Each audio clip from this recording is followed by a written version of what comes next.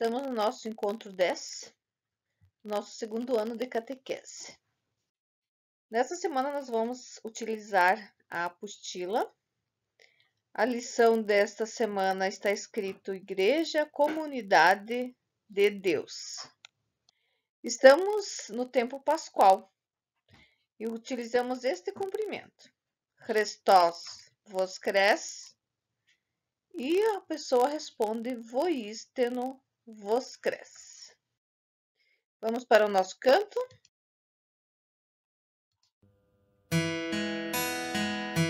Ми сьогодні мандрували цим щасливим Божим днем, негаразди обминали, тож подяку ми складем. Ангел добрий, ангел світлий, від лихого нас беріг. У щоденній ми молитві просим, щоб прийти він зміг.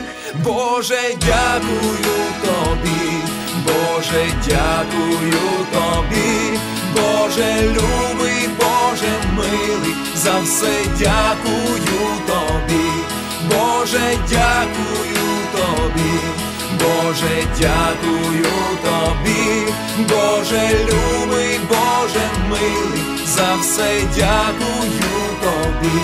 Сонце голову схиляє перед Господом за нас, бачить все воно і знає, де є Бог, там все гаразд. Все дароване щоденно ми приймаєм від Творця, і подяку повсякденну посилаєм до Отця. Боже, дякую тобі, Боже, дякую тобі, Боже любий, Боже милий, за все дякую тобі, Боже, дякую тобі, Боже, дякую тобі, Боже любий, Боже милий, за все дякую тобі. Vamos para o sinal da cruz. Ім'я Отця і Сина і Святого Духа. Амінь. Слава Отцю і Сину і Святому Духові, нині і повсякчас і на віки вічні. Amém. Vamos rezar o Pai Nosso agora. Отче наш, що єси на небесах, нехай святиться ім'я Твоє, нехай прийде царство Твоє, нехай буде воля Твоя, як на небі, так і на землі.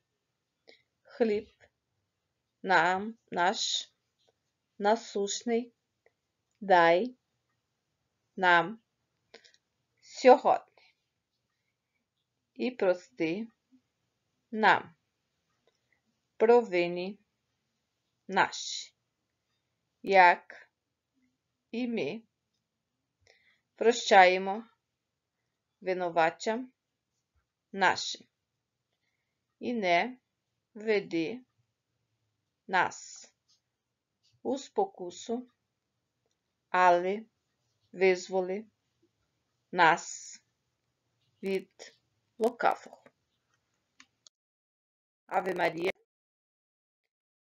Богородице, Діво, радуйся, благодатна Марія, Господь з тобою, благословена ти між жінками, благословений плід лона Твого, бо ти породила Христа, Спаса і Збавителя душ наших. Santo anjo, ангел-хоронителю мій, ти се при мені си, рано і ввечері, вдень і вночі, будь мені до помочі.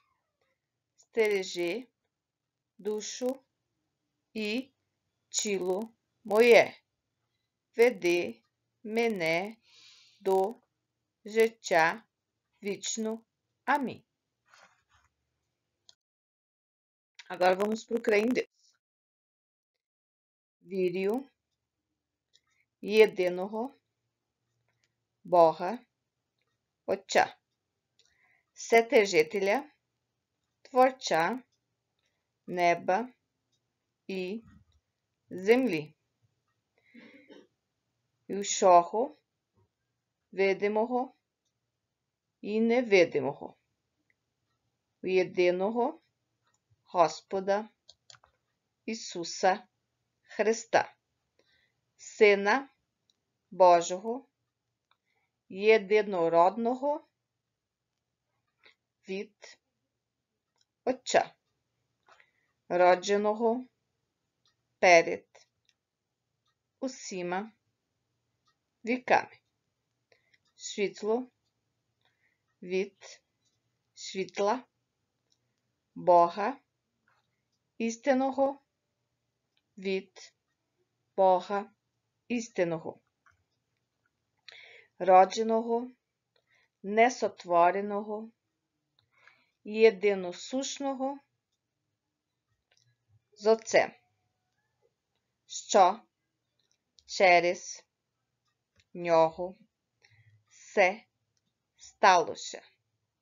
Він задля нас, людей і нашого ради спасіння, зійшов із небес і воплотився з Духа Святого і Марії Діви і став чоловіком і був розп'ятий за нас, за Понтія Пилата, і страждав і був похований і воскрес у третій день, згідно з Писання, і вознісся на небо і сидить праворуч Отця, і другий прийде зі славою судити живих і мертвих, а його царство не буде кінця.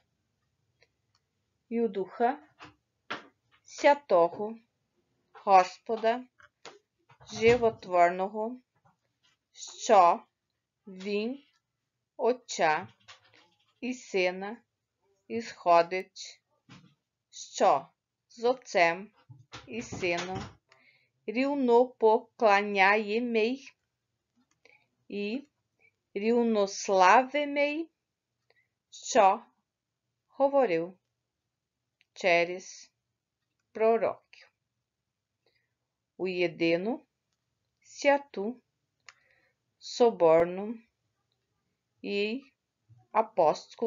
апостольську церкву і сповідую одне хрещення на відпущення гріхів.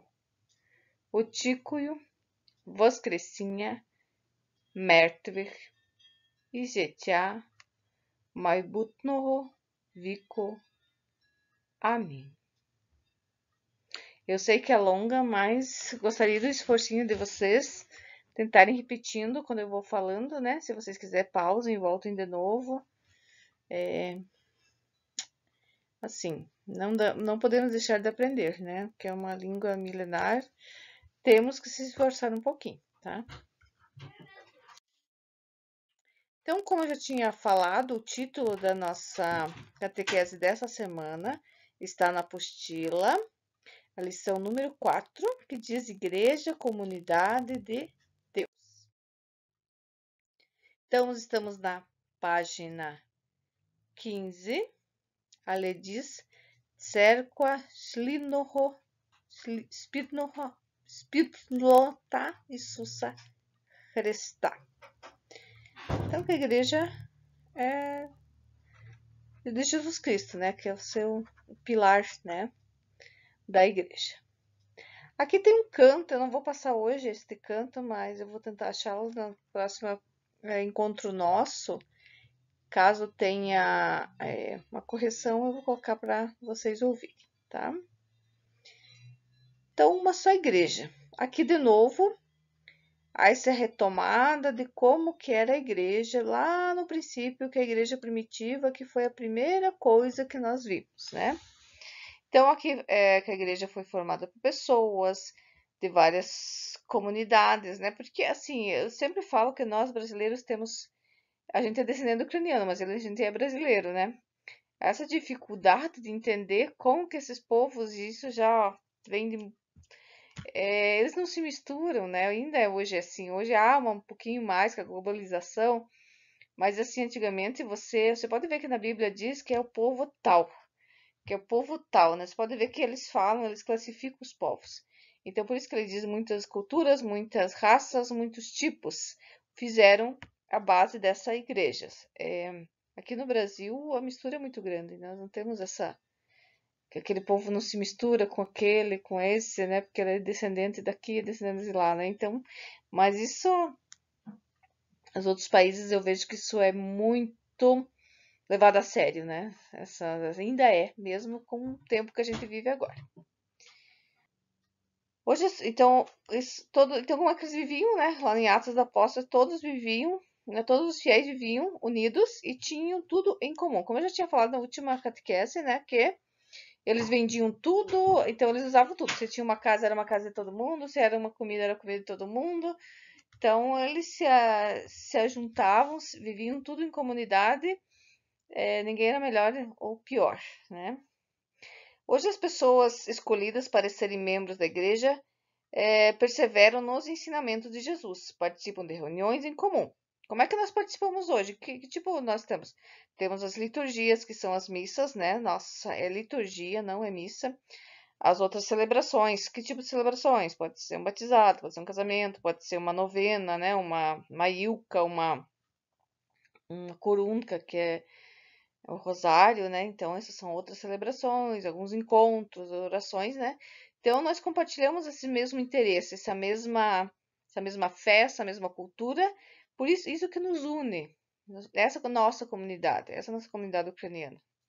Além da língua, temos uma cultura muito grande que de muitos anos já vem, muitos ritos, muitos costumes. Isso vem das nossas famílias, isso dá nosso DNA, né? Isso está no nosso sangue.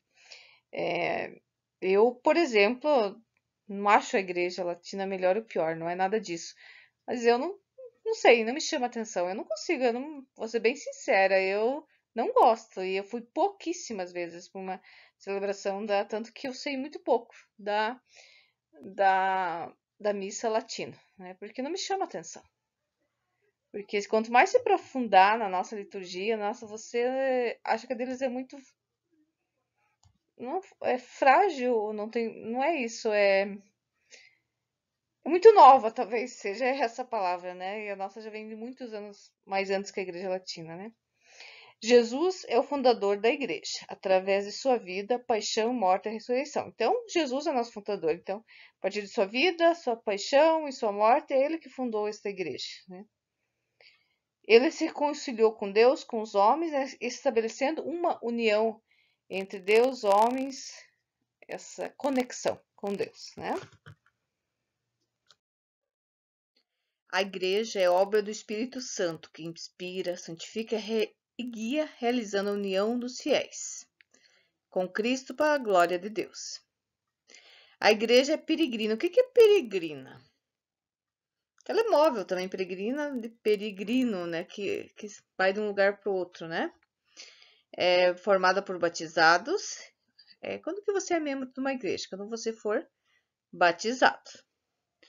A mesma fé é recebida dos apóstolos. A sucessão apostólica realiza-se através do sacramento da ordem. A igreja de Jesus é aquela que, depois da ressurreição, foi entregue a Pedro, pelo próprio Jesus. Então, Pedro é considerado o primeiro papa, tá? Hoje a igreja é governada pelo papa, sucessor de Pedro, é o que eu disse, né? Em comunhão com os bispos, sucessores dos apóstolos. Então, nós temos os bispos, né? Que são, assim, hierarquia, que é, tipo, quem é acima de você, como se fosse o chefe dos padres, né? Então, existe essa hierarquia dentro da igreja, né? Onde estão os padres, depois vem o bispo, tem o arcebispo, aí tem os cardeais e o papa, né? A igreja é santa. Jesus Cristo ama a igreja para santificá-la. Doou sua própria vida e enviou-lhe o Espírito Santo. Por isso, a missão é participar da igreja, santificar os membros, levando a santidade e a salvação. Então, a igreja é formada por humanos. Ela não é perfeita, né? Como nós também não somos. A igreja católica. A palavra católica, quer dizer universal. A igreja de Jesus é de toda a humanidade. Ir por todo mundo e levarem a palavra de Deus, né? E essa é a missão que Jesus deixou para os apóstolos, para eles irem e falarem os seus ensinamentos, para multiplicarem os ensinamentos, né? Então, essa foi a proposta. Ele ensinou 12, e esses 12 teriam que ir pelo mundo e falar sobre esta boa nova, esse ensinamento novo, o ensinamento da igreja que começou, assim começou a igreja católica. Eu passei 2 links de 2 vídeos, vão ajudar muito vocês a entenderem esta matéria. Eu gostaria que vocês vissem. Não é um infantil, assim, bem que eu gostaria de ser um pouquinho mais didático, mas, assim, são reportagens, né? Uma entrevista e o outro é uma reportagem lá de Prudentópolis. Aquele de Prudentópolis, gostaria que vocês pausassem um pouco, onde ele fala sobre iconostase, e observassem um pouco a iconostase, apesar que eu tenho uma figura dele um pouco mais abaixo. Mas ele fala um pouquinho da nossa cultura, um pouquinho da nossa igreja, de como que ela é organizada. O segundo é um vídeo mais para adulto, eu concordo com vocês, se vocês, né? Mas assim, se vocês pegarem um pouquinho dessa organização, do que é, e digamos assim, o que mais me impressionou é tipo uma pessoa que não é da nossa igreja, como ela enxerga a nossa igreja, né? Coisa que a gente às vezes não enxerga, né? Já tão acostumado, tão habitual, que cai na rotina. Se vocês pudessem assistir o segundo vídeo, eu gostaria também. Mas se vocês, principalmente o primeiro, é obrigatório assistir. O segundo, assim, é um plus. Mas é muito bom esse vídeo também, que é uma entrevista com o Marcos Nogas. Ele é um participante, assim, da comunidade desde os tempos. Eu não conheci ele, assim, ouvi falar o nome dele quando eu participava do grupo de jovens e ele já estava envolvido com a comunidade, então ele sabe bastante, assim, da evolução, assim, da nossa comunidade aqui no Brasil. Mas ele vai falar exclusivamente da igreja ucraniana no Brasil, né? De como ela se formou lá atrás e como ela chegou aqui no Brasil e algumas particularidades de nossa igreja. Muito interessante este vídeo. Então, aqui algumas coisas sobre a igreja católica, tá? A igreja local, que eles chamam aqui a igreja latina de diocese, nossa eparquia, né? A nossa fica em Curitiba, que fica eparquia e metropolia, né? Então, é onde o bispo fica, né? Então, aqui tem alguns itens, diz quem pertence à igreja católica. Os que nela foram incorporados pelo batismo e participam de todos os sacramentos. Quem são os sacramentos? Crisma, comunhão, matrimônio. Nós ainda vamos estudar os sacramentos, tá? Só dando uma dica. os que aceitam a igreja e participam da sua organização, os que professam a mesma fé e vivem em comunhão com o Papa e os bispos, a serviço da missão de Jesus Cristo. Então aqui diz assim: não basta pertencer à igreja, é preciso ser um cristão atuante, perseverando na vivência da doutrina de Jesus anunciado pela igreja. Aqui nós temos um pequeno exercíciozinho, número 3. Então, nós temos 3 frases e temos algumas palavras. Eu quero que vocês coloquem essas palavras que deem certo e a gente corrige na próxima semana, ok? Compromisso da semana. Como membros da igreja, seguindo os ensinamentos de Jesus, observando os mandamentos, ao participar da próxima celebração, preste atenção na mensagem do celebrante para partilhar no próximo encontro. Então, amanhã tem missa, né? Se alguém participar da missa, preste atenção no que o padre diz para nos contar, para compartilhar conosco. A igreja se consolidou, então a igreja é apostólica. O que é essa apostólica, né? Ela é consolidada pelo testemunho dos apóstolos, né? Então, o que foi testemunho? Foi os apóstolos, Jesus não escreveu nenhum livro, né?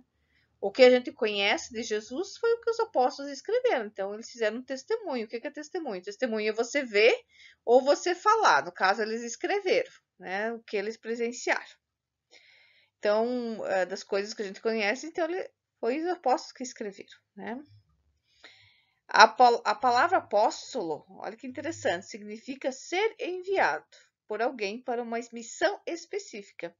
Então, foi isso que Jesus, né, colocou, que eles eram apóstolos, que eles tinham a missão de levar a palavra dele, né?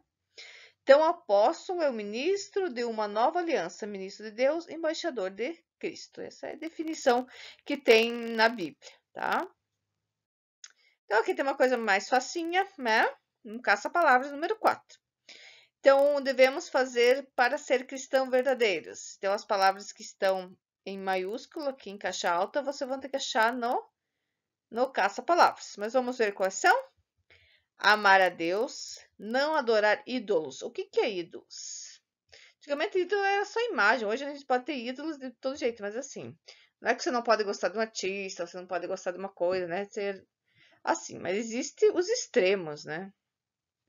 Achar que aquela pessoa ou alguém ou alguma coisa é tua vida, né? Que você não vive sem ele, não sei. Nesse sentido, pode ser até uma coisa que você depende de, né? Então, antigamente eram imagens, né? Aqui se fala muito de imagens. Esses ídolos na Bíblia falam muito de imagens, né? Assim, que não ter essa adoração por ídolos. A gente sabe que a Igreja Católica usa imagem para representar aquele Deus, mas a gente sabe que ali não é Deus, né? É uma imagem representando, né?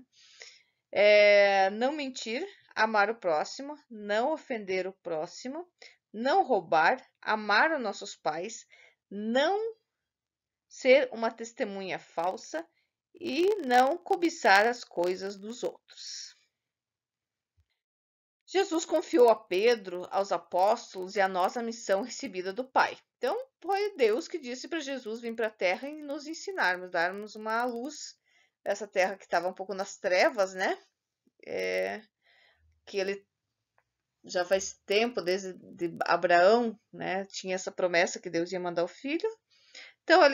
Então Jesus veio com essa missão de evangelizar, passou pelos apóstolos, os apóstolos passaram para os outros que vieram, depois a igreja se organizou em bispos, em padres, né? Em freiras, né? Irmãos, irmãs, né? Mas assim, nós podemos ser mesmo leigos, né? Não temos essa consagração, né? Que os padres e as irmãs têm, as freiras, né? Mas também somos evangelizadores, podemos evangelizar, né? A primeira catequese que uma criança recebe são dos pais, né? Até não precisa ser aquela catequese, já vou dizer, né? Aquela catequese que está escrita na Bíblia, coisa parecida. Mas pelas boas ações, né? E pela própria educação já é uma catequese, né? Aqui no número 5, essas figuras, assim, nós vamos ter que identificar elas, tá? Mas pelo que eu consegui identificar, são algumas passagens da Bíblia ou aquelas 12 festas, né? Que nós temos no nosso Até um dos vídeos fala sobre, tá? Por isso que esse vídeo vai ajudar nessa aqui, principalmente nessas respostas. Iconostase, o que é? É aquela parede que eu disse, né, com um monte vamos ser bem simples, com um monte de figurinhas, né, que é os ícones, que são as imagens, né, pintadas, os ícones, são orações. Até nesse vídeo, o Marcos Nogas fala que a pessoa leva 5 anos para aprender. Então, assim, não é uma pintura por pintar, né? É uma técnica específica e é uma oração. A pessoa tem que se preparar espiritualmente para poder pintar aquele quadro, aquele. Então, uma coisa muito além, uma coisa um pouco além da pintura, uma pessoa que faz um quadro simples. Então, vocês têm que verificar o que vocês entenderam nessas figurinhas, o que que é, né? E tentar escrever embaixo, tá? Antes do canto final, eu ainda quero falar sobre o iconostase. Depois vem o canto final. Então, eu vou ler um pouco o que eu tenho aqui do iconostase, tá? Para vocês entenderem. Então, a iconostase é exatamente isso que nós estamos vendo, tá? Essa, digamos assim, parede, vamos dizer assim, que tem entre os fiéis e o altar, tá? Então, eu vou começar a leitura. A forma da iconostase, com o decorrer do tempo, sofreu várias mudanças. Só aos poucos foi fixado seu esquema costumeiro. Originalmente, na iconostase havia apenas uma fileira de ícones. O que é ícones? É esses quadrinhos que vocês estão vendo, essas pinturas, né, que estão no iconostase. Depois foi acrescentada uma segunda, daí uma terceira, uma quarta e uma quinta, e finalmente uma sexta e sétima fileira. O iconostase completo pode ter até 50 ícones. Numa igreja em Lviv, que é uma cidade importante da Ucrânia, havia o iconostase do século XVI, que tinha 7 camadas e 70 ícones. Tomara que essa igreja ainda exista, que não diz nesse texto se ela existe ou não. Não é uma região que está atacada pela guerra, tá? É uma região mais para o ocidente. Como são distribuídos os ícones no iconostase? Como eles estão? Quem são esses quadros? Quem são essas pessoas que estão ali? O que está, né, escrito, na verdade? É uma pintura como se fosse pêssega, né? Na verdade, não é pintura, escreve-se, tá? Não só se pinta. A primeira fileira, na parte inferior, tem geralmente 4 ícones, que são esses maiores que vocês estão vendo ali, que são chamados de vicários. Nesta fileira, do lado direito das portas régias, fica o ícone de Jesus Cristo Mestre. As portas régias são essas 3 portas. Esses ícones têm 3 portas, né?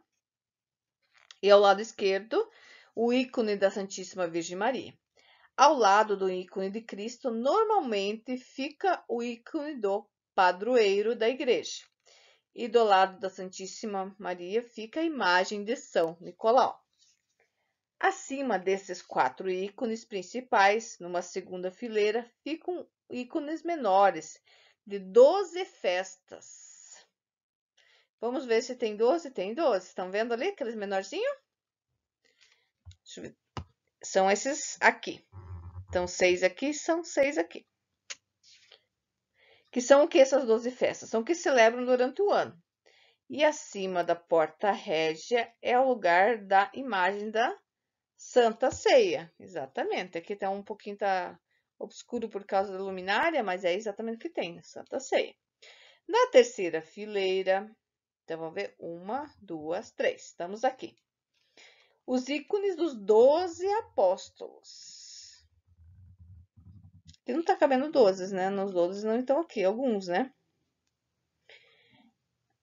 Na terceira fileira, entre eles, o Cristo Pantocrador, sentado no trono, simbolizando sua pregação.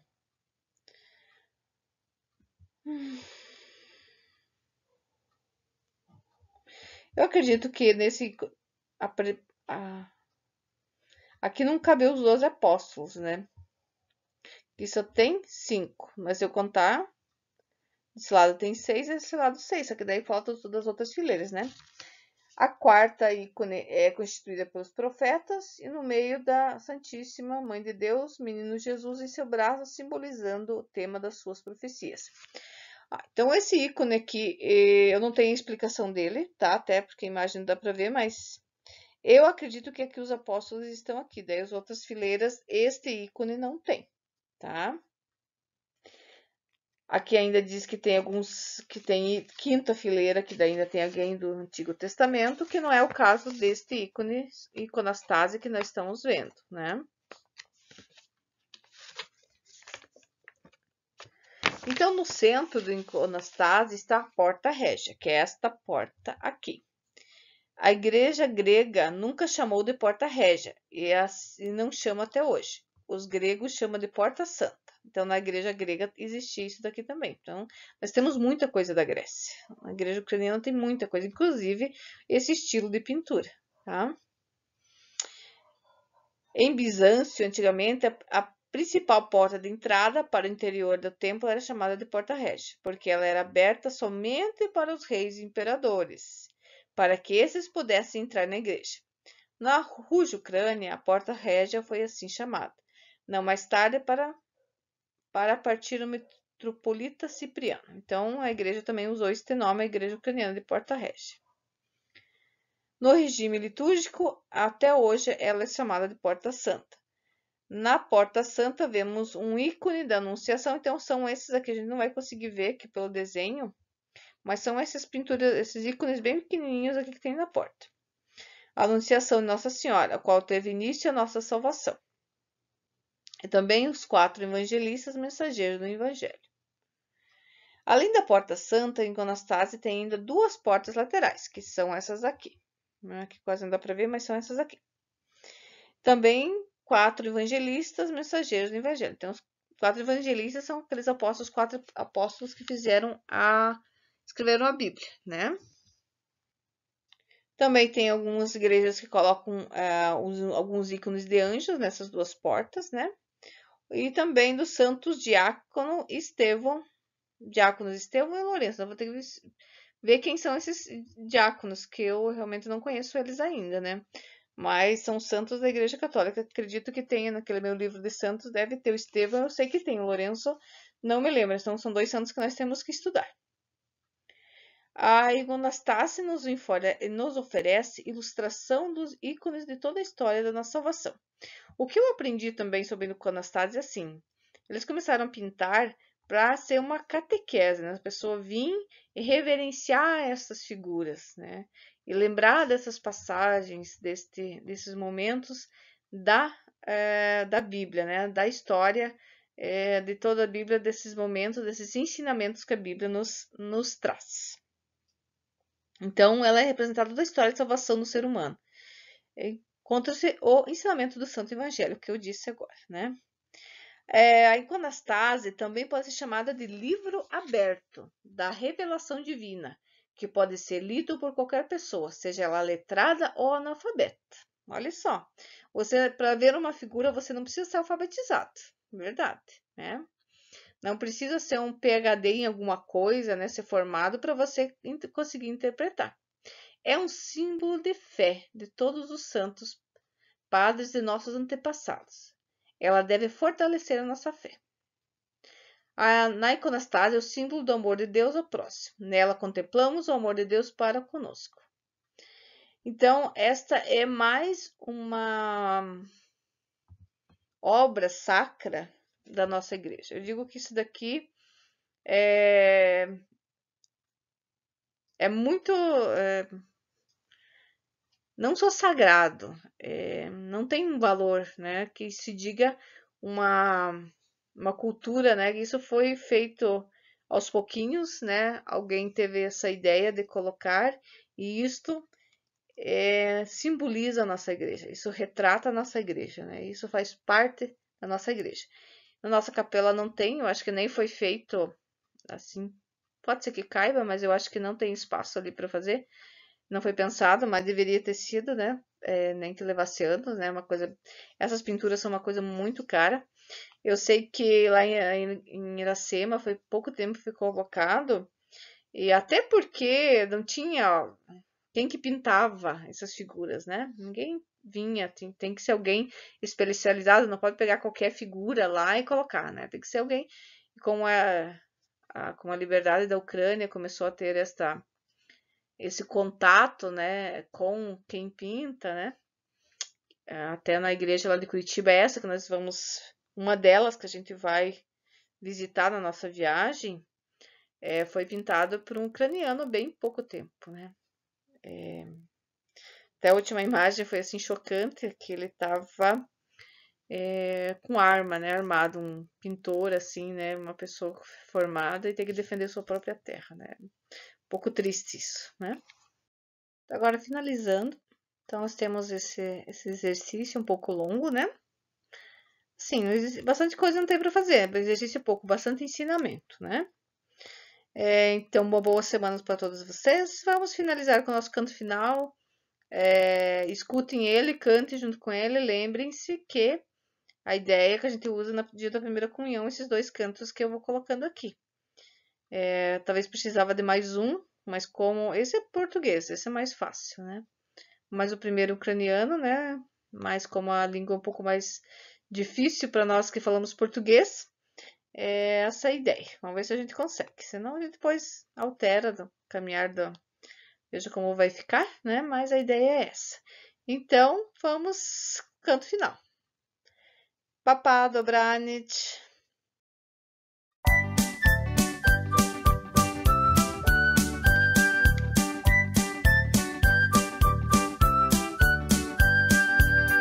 Meu Senhor criou um pão que é muito mais que um simples pão.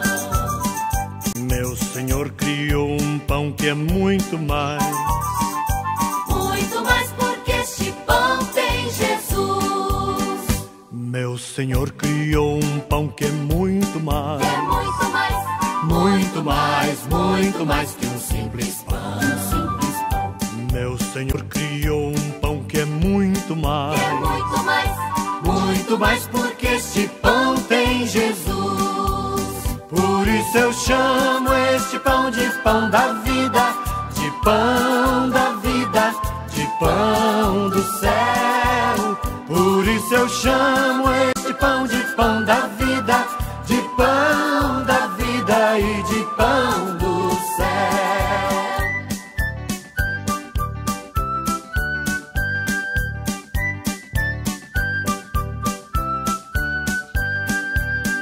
Meu Senhor criou um pão que é muito mais que um simples pão.